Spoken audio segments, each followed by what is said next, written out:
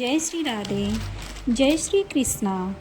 हमारी राधा रानी बड़ी करुणामयी सरकार हैं। बहुत करुणा, प्रेम, ममता है उनमें। भक्तों का कष्ट देख ही नहीं पाती। आपको पता है ऐसे कितने भक्त हैं जो कान्हा को मनाते मनाते, रिझाते रिझाते थक गए और जैसे ही वह श्री राधा रानी की शरण में गए उन्हें भक्ति प्रेम मिल गया। श्री राधा रानी के श्री चरणों में एक प्रार्थना। अपना नाम भूलूं, अपना नाम भूलूं, अपना पता भूलूं, अपना पता भूलूं, जग की सारी व्यथा भूलूं, जग की सारी व्यथा भूलूं, बस राधा रानी का नाम कभी न भूलूं, राधा रानी का नाम कभी न भूलूं। बोलो राधा रानी की जय, बोलो बरसाने वाली की जय, बोलो रस बरसाने वाली की जय, बोलो ऊंची अटारी वाली की जय। आज हम आपको बहुत ही सुंदर प्रसंग बताते हैं जिससे आपको राधा रानी की करुणा का एहसास होगा। प्रेम से, मन से, भाव से सुनना। भक्ति तो बढ़ेगी बढ़ेगी, आंखों में आंसू आ जाएंगे और राधा रानी के लिए मन व्याकुल भी होगा। वृंदावन में एक संत थे मनसुख बाबा जी। वे हमेशा चलते फिरते, उठते बैठते, सोते जागते श्री कृष्ण की लीलाओं में खोते रहते थे। उनका नाम चिंतन करते रहते थे। कान्हा को सखा भाव से सेवा करते थे। उनमें समर्पण भाव उच्च कोटि का था। ज्ञान बहुत ज़्यादा था पर उनमें बहुत ज़्यादा वो बड़े सीधे साधे विचारों के थे। अपने ज्ञान पर उन्हें बिल्कुल भी अभिमान नहीं था। वो जब भी किसी संत से मिलते तो बोलते, मैं तो नीच अधम हूँ, आपके चरणों का दास हूँ, सेवा की आज्ञा दो। इतना ज़्यादा उनमें झुकाव उनमें था कि इतनी ज़्यादा विनम्रता थी उनमें और इसी से वो सब संतों के प्रिय थे। जहाँ जाते वहाँ प्रसाद की व्यवस्था तो अपने आप ही हो जाती थी। इसी से वो ज़्यादा से ज़्यादा समय नाम जाप और लीला चिंतन में लगाते थे। अब एक बार क्या हुआ, कई बार हमारे जीवन में क्या होता है, पिछले जन्म का पाप कह लो या उनकी परीक्षा कह लो। एक बार क्या हुआ, एक दिन उनकी जांघ पर फोड़ा हो गया। भयंकर दर्द हो रहा था। बहुत तरह के उपचार किए, पान बांध लो, चूना लगा लो, कितने लोग कितनी चीज़ें बताते, वो सब किया। डॉक्टर की दवाई भी खाई पर कुछ आराम नहीं मिला। उनका परिचित उन्हें एक डॉक्टर के पास ले गया। डॉक्टर ने जांच की तो बोला, ये नॉर्मल फोड़ा तो लग नहीं रहा। डॉक्टर ने फोड़े का नमूना लेके आगरा के बड़े अस्पताल में भेज दिया। जांच करने के बाद वहाँ के डॉक्टर ने बताया कि इस फोड़े में तो कैंसर बन गया है, तुरंत इलाज करना पड़ेगा, ऑपरेशन करना पड़ेगा, वरना बाबा का बचना मुश्किल है।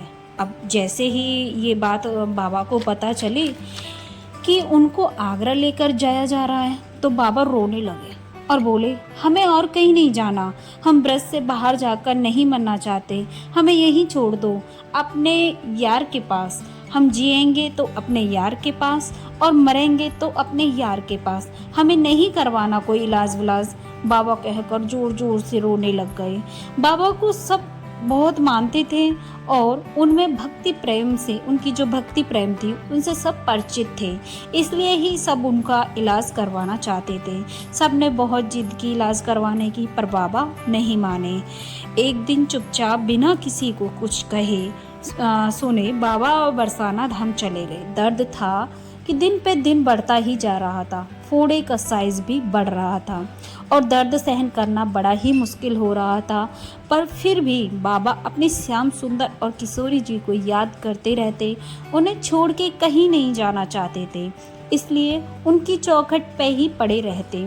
बाबा भिक्षा के लिए भी नहीं जाते। बाबा का चलना फिरना बहुत ज़्यादा मुश्किल हो गया था। पूरा पैर सूजकर लाल हो गया था। अब वह दिन रात अपनी कुटिया में ही पड़े रहते थे और राधा कृष्ण को याद करते रहते थे। एक दिन की बात, बाबा अपनी कुटिया में लेटे हुए दर्द से कराह रहे थे। जाने अचानक क्या हुआ, भयंकर पीड़ा में भी बाबा की आंख लग गई। बाबा ने सपने में देखा कि ब्रजभान दुलारी श्री किशोरी जी अपनी अष्ट सखियों के साथ उनकी तरफ आ रही हैं और बाबा के पास आकर अपनी प्यारी मधुर आवाज से ललिता सखी से बोली, अरे ललिते, ये तो मनसुख बाबा है ना। बाबा अपने सपने में देख रहे थे कि ललिता सखी ने जवाब दिया और कहा, हाँ श्री जी, यह मनसुख बाबा हैं। डॉक्टर ने बताया कि इनको कैंसर है। देखो कितना दर्द में करा रहे हैं। अब हमारी परम दयालु करुणामयी सरकार श्री लाडली जी ने बाबा का दर्द देखा और उनसे रहा नहीं गया और वह बोली, ललिता, बाबा को कोई कैंसर ना है, यह तो एकदम स्वस्थ है। राधा जो बाबा के तरफ देखकर मुस्कुरा रही थी। उसी समय बाबा की आंख खुल गई। वह सपना याद कर रहे थे, किशोरी जी को याद कर रहे थे। अपनी किशोरी जी के दर्शन पाकर खुद को धन्य मान रहे थे और बहुत प्रसन्न भी थे। तभी बाबा ने देखा उनका दर्द तो एकदम गायब ही हो गया और बाबा की जांघ पर किसी तरह का कोई भी निशान नहीं था। पैर पूरी तरह से ही स्वस्थ हो गया। मतलब सोचो, यह कुछ दिनों की नहीं, मिनटों की बात थी।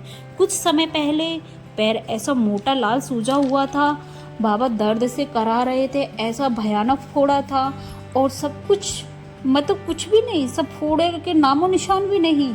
ऐसे ही हैं हमारी लाडली जो करुणामयी सरकार हैं। उनके लिए तो क्या ही कहा जाए। सच्ची राधा प्यारी किसी का दुख देख नहीं सकती, तो उनकी शरण में जो जाता है वह भक्ति प्रेम पाता है। इसलिए ही उन्हें करुणामयी सरकार कहते हैं। राधा प्यारी को जो शरण लेता है, राधा प्यारी की जो शरण लेता है, वो कान्हा को पाना आसान हो जाएगा। यह सीक्रेट बात बता रही हूँ आपको। बोलो राधा प्यारी की जय। एक बार राधा कहो, 100 बार कृष्ण हो जाए। राधा राधा सुमिरन करो, भव सागर तर जाए। अगर इस कथा ने आपके दिल को छुआ हो तो हमारी कथा को लाइक करें, शेयर करें और कमेंट में राधे राधे लिखना ना भूलें। जय जय श्री राधे सभी भक्तों को।